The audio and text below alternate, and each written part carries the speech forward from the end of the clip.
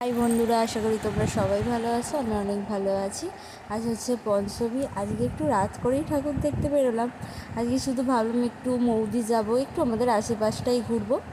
তো দেখো মৌদির এখানে বাচ্চাদের অ আ ক খ, বাচ্চাদের বর্ণ পরিচয়, এইসব কবিতা, বিভিন্ন রকম জিনিস দিয়ে এরা সাজিয়ে তুলেছে। আর প্রতিমা তো মানে বলার কথা না, খুবই সুন্দর প্রতিমা। এখানে রবীন্দ্রনাথকেও ওরা তুলে ধরেছে।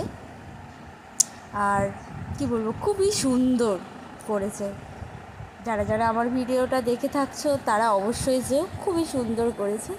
তো দেখো, তারপরেই আমরা ফের বেরিয়ে পড়েছি ওখান থেকে একটা নতুন প্যান্ডেলে।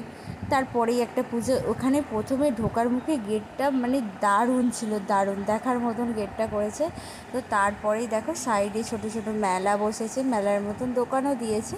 তো আমরা চলে এলাম এখানে। এবার গাড়ি তো কোথাও রাখা যায় না এরমভাবে, তবুও অনেকটাই ফাঁকা ছিল। যতটা ভিড় মনে করেছিলাম ততটা ভিড় হয়নি আজকে। আর এটা হচ্ছে মৌদির এখানে আর একটা প্যান্ডেল। এখানে দারুণ প্যান্ডেলটা করেছিল।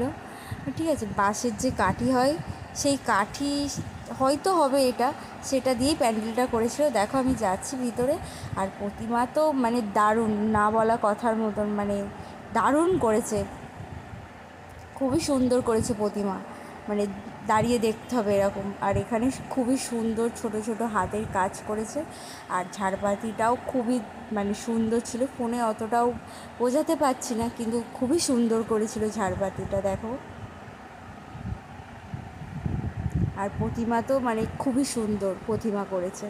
এখানে আমি আমার বর চলে গেছিলাম, আমার বর আমার থেকে এগিয়ে চলে গেছিলো। তো আমি তোমাদের দেখানোর চেষ্টা করছি খুবই সুন্দর প্রতিমা। চলো, আজকের মতন গুড নাইট, সবাই ভালো।